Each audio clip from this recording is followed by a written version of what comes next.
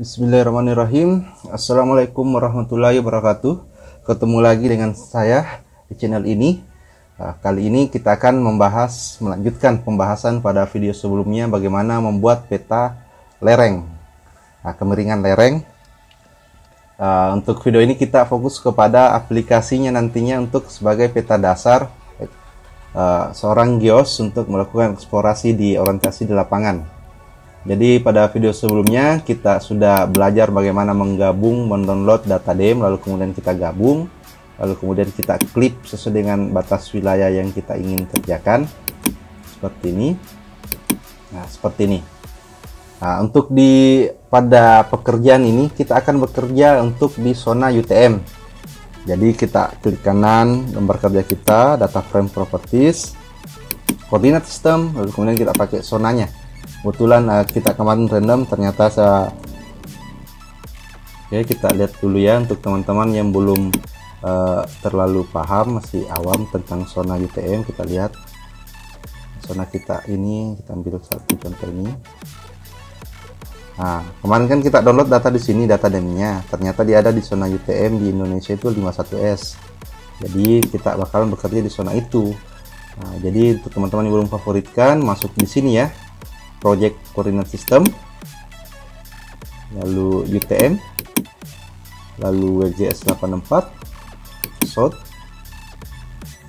Ini dia 51S. Kemudian favoritkan ya kalau teman-teman. Kalau mungkin teman-teman nanti kerja di zona mana ya, lihat saja tadi dari acuan itu. Oke. Nah, karena kemarin pada video sebelumnya kita data rasternya itu pakai ICS saja ya. Nah, seperti ini. Nah, kita harus convert dulu data rasternya. Nah, caranya kita masuk di menu Art Toolbox, lalu kemudian data management tool, projection,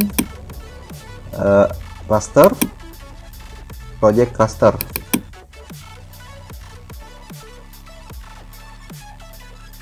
Kita masukkan rasternya. Nah, kita pilih outputnya di mana.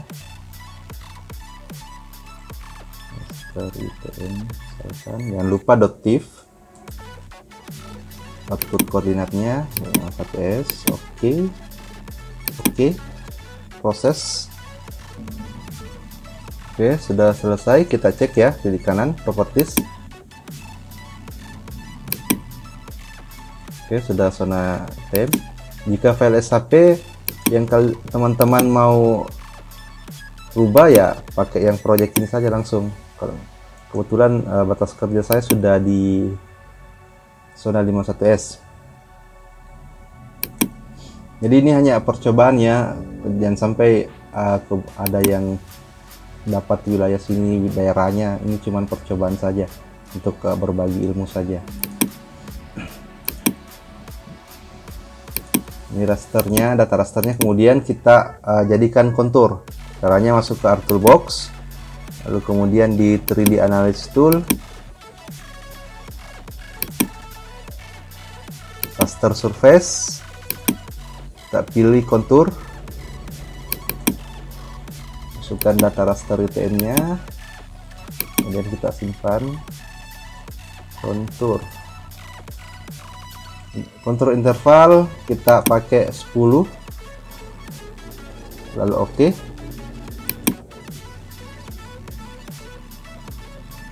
Oke, sudah jadi konturnya ya, seperti ini dia konturnya ya. Nah, kalau anak geologi atau anak lapangan yang biasa baca peta kontur itu pasti sudah bisa baca ini. Kalau ini ada sungai ini di sini. Nah, nanti kalau mau jalan ya, mau camp di sungai, ini ada target sungai ini.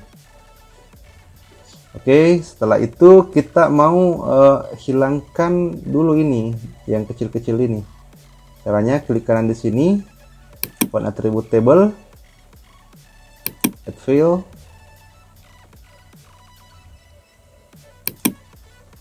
kita kasih panjangnya, kita pilih float, kita isikan posisi skala 2 saja, jangan tambahkan koma, klik kanan, calculate geometry, length, panjang dalam meter. Oke, sudah selesai. Nah, kita menghilangkan ini yang kecil-kecil ini kayak begini ya. Nah, di bawah 500 meter lah. Kita select by attribute, panjang, klik 2 kali, ini kurang dari 500 meter, apply. Nah, dia terseleksi. Kemudian kita hapus ini yang terseleksi ini yang di bawah 500 meter. Caranya kita klikkan di sini, edit picture, start editing. Bisa juga di sini tadi editor. Nah, begitu aktif start editing, nah, ini sudah bisa langsung delete selected. Bisa juga teman-teman tekan tombol delete di keyboard, langsung saja kita delete. Oke, sudah. Kita close. Stop editing, save dulu atau langsung stop editing sama saja. Penting pilih yes. Lalu kemudian data kontur ini kita jadikan file raster lagi kembali. Kita di ArtToolbox. Lalu raster interpolasi, topo to raster, masukkan konturnya. Jangan lupa filenya kita isi kontur. Wah, yang nilai kontur yang menjadi acuan. Lalu tempat penyimpanannya kita isi nama topo to ras, misalkan aktif, save. Output cellnya ya pakai 10 ini. Size-nya karena tadi kita 10 meter, kita bisa extend pakai batas percobaannya, kita semelayar batas percobaan. Lalu kemudian oke,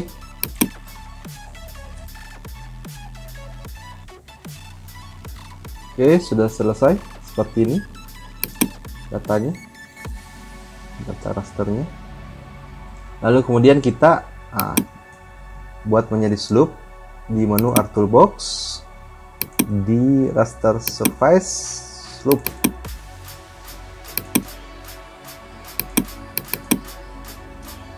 Kita masukkan ras, kasih nama slope.tif.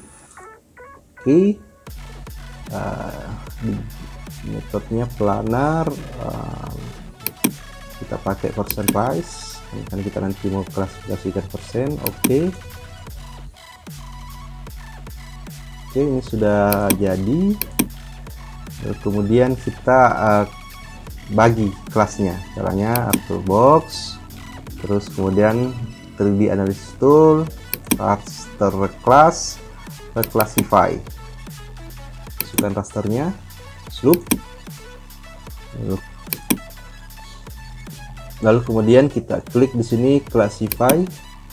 Nah, karena ini untuk kepentingan biologi, jadi kita menggunakan kelasnya si Van Swijdam. Dia membagi menjadi 7 kelas. Hanya saja kalau kita lihat datanya ini tidak ada yang di atas ini. Paling maksimal dia di slope-nya itu 74%. Berarti jadi nanti kita membaginya cuma menjadi 6 kelas saja. Kita pilih sini 6 kelas.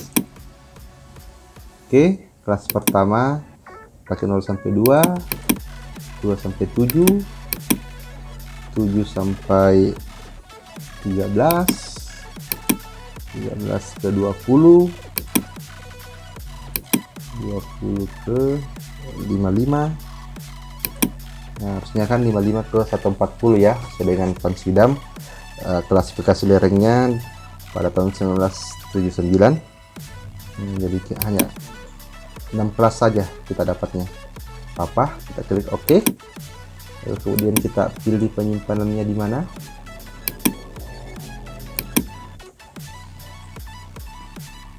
Ini reclass, aktif, save. Oke. Sudah jadi teman-teman. Lalu kemudian kita jadikan poligon, kita konversi ArtToolbox, kemudian conversion tool, kita masuk di ArtToolbox, conversion tool, from raster to polygon,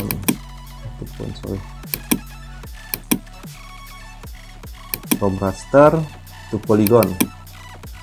Masukkan rasternya, kelas yang sudah di kelas, dikasih, simpan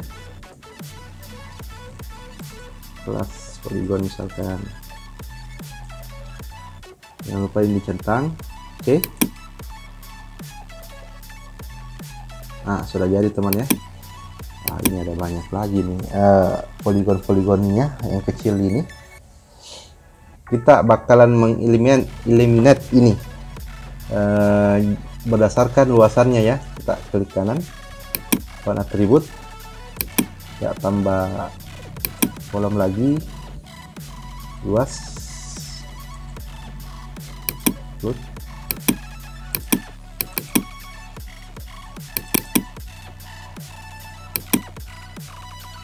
Kanan di atas sini luas, baru calculate geometry.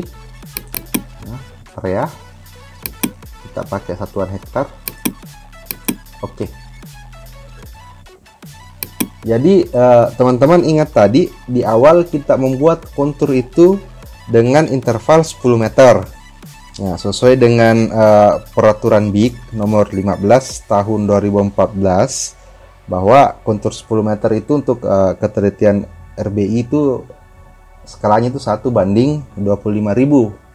Nah, jadi kita gunakan skala 25.000 pada pekerjaan kita ini. Jadi kita untuk melakukan eliminate berdasarkan luasan, kita select atribut dulu. Oke. Nah, untuk eliminate berdasarkan luasan, nah kita gunakan rumus minimum mapping unit itu 0,5 dikali 0,5 dikali skala peta. Nah, skala peta kita tadi 25.000 berdasarkan BIK, makanya kita dapatkan 6.250 meter persegi itu sama dengan 0,625 hektar. Jadi kita eliminate berdasarkan itu. Jadi kita klik luas, kita eliminate yang berada di bawah 0,625 hektar. Kita apply. Ini yang semua ini kita mau eliminate. Kita close select by atributnya, lalu kemudian masuk ke menu, close dulu ini tabelnya, kita masuk di menu data management tool, generalization, eliminate. Masukkan kelas poligonnya, kita kasih nama keluaran eliminate 1, set, kita oke.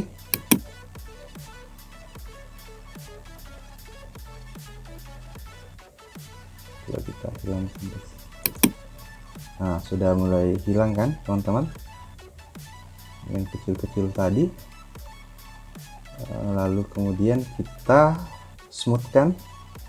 Caranya itu kita masuk di art toolbox, lalu kemudian di kartografi,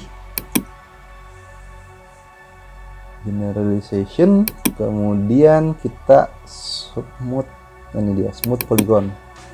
Nah, sesengaja ya kita cari di satu-satu ini biar teman-teman terbiasa dengan menu art toolbox. Bisa sebenarnya kita pakai di menu search ini, kita pakai eliminate, masukkan SAP-nya, kemudian kita simpan di mana, smooth,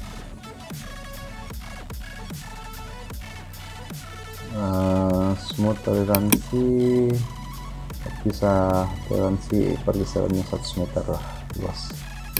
Oke.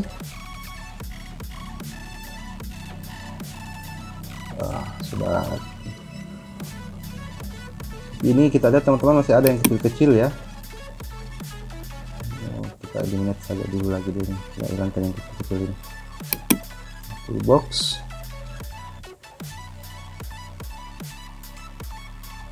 karena atribut dulu, kita select dulu yang kecil-kecil itu ya, kita kali lagi lah, kita percepat ya.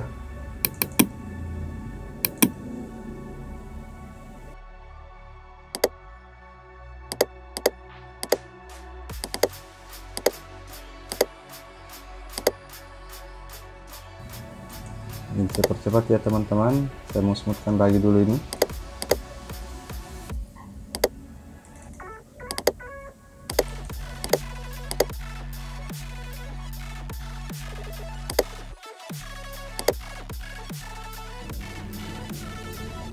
Oke, saya rasa cukup itu saja dulu smoothnya ya. Nah, cuman kita lihat ya, kita hapus saja dulu ini, kita remove saja dulu. Nah, cuman ini setelah kita smoothkan, kita eliminate, ada beberapa yang kosong ya, yang ini kayak gini nih, ini kosong ini, kita tampilkan di belakangnya ini. Nah, ini ada yang kosong ini. Nah, bagaimana kita fixkan dulu ini, artinya kita isi dulu gap-gap yang ada yang kosong ini. Caranya itu kita masuk di Art Toolbox, lalu kemudian cari menu ini, Analysis Tool, lalu kemudian Overlay, terus Union. Nah, kita overlay union sama batasnya kita ini. Jadi kita masukkan keduanya, tarik saja masuk. Nah, kita pilih penyimpanan, kita kasih nama union, kita save.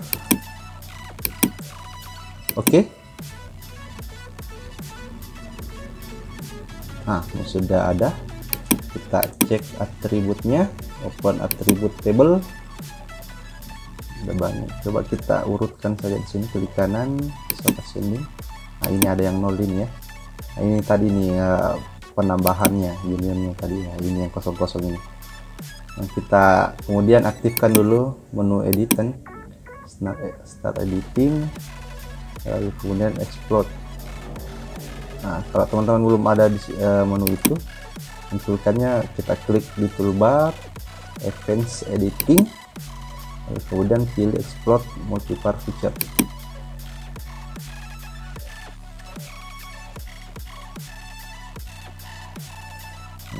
Kita coba lihat hasilnya. Dalam menu edit kita stop, kita save. Yes, kita lihat hasilnya. Ini ada banyak kan. Lalu kemudian kita eliminate lagi itu yang tadi, toolbox, data management tool, general, eliminate unionnya. Kita lupa tadi pilih semua yang nol itu. Kita pilih select by attribute yang grid code-nya nol, grid code sama dengan 0, apply. Nah, terseleksi, terus saja kita eliminate union, file unionnya, lalu kita simpan, fix eliminate saja untuk membedakan.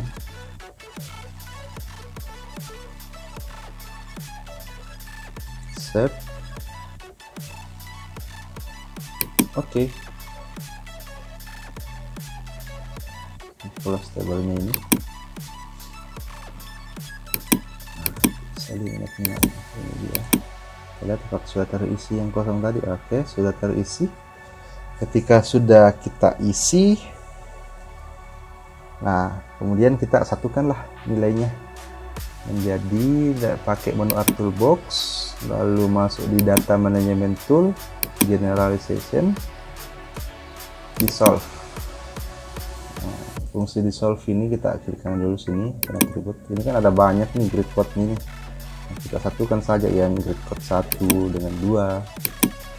Nah, kita fix eliminate, lalu kita simpan di mana, kasih nama peta lereng, misalkan kita save, kita dissolve berdasarkan grid code, kita oke.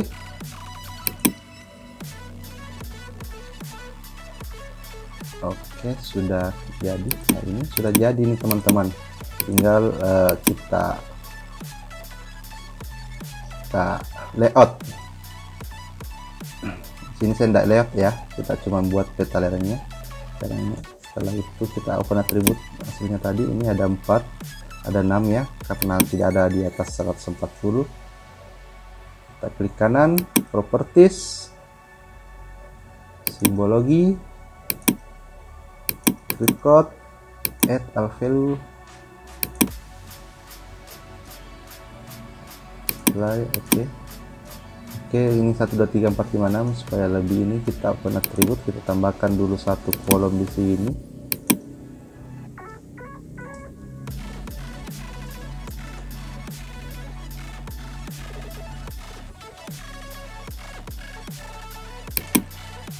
caranya teks seperti saja. Oke, untuk bisa mengetik di sini kita harus start editing. Jadi kita bisa mengetik di sini.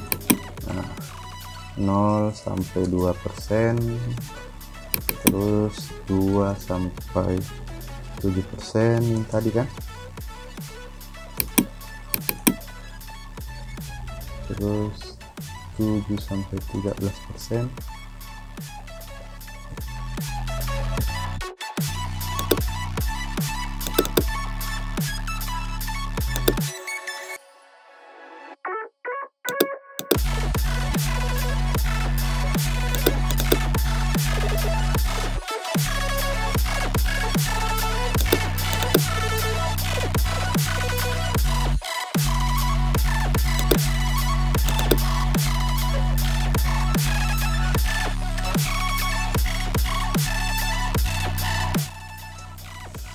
Jadi cuma ada 6 kelas tadi.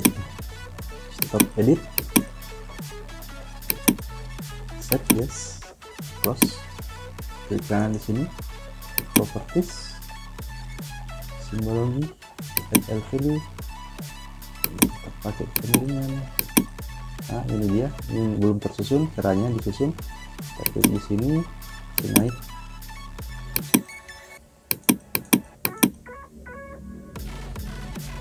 Oke, kita atur kembali warnanya. Oke, nah, ini dia, sudah jadi peta lerengnya. Terus bagaimana aplikasinya untuk eksplorasi geologi? Nah, ini kan kalau menjadi tantangan tersendiri buat teman-teman geos di seluruh perusahaan tambang nikel, bagaimana supaya bisa sama mereka atau teman-teman itu kita support agar bisa lebih banyak menulis, supaya kita banyak mengambil ilmu dari mereka. Deposit nikel itu kebanyakan di mana sih sebenarnya?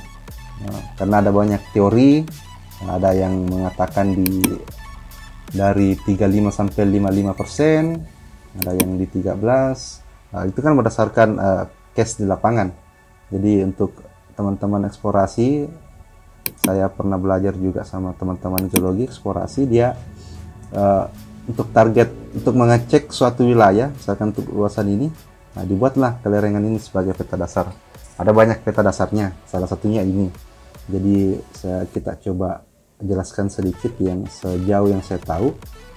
Jadi misalkan di lereng 20-55% ini berpotensi untuk terjadi laterisasi 13-20. Nah ini kan tidak terlalu miring dan tidak terlalu landai. Nah, bisa juga ada di sini. Jadi 7 sampai inilah 55. Jadi kalau kita mau ngecek suatu wilayah ini, ya ini targetnya semua ini wilayah ini.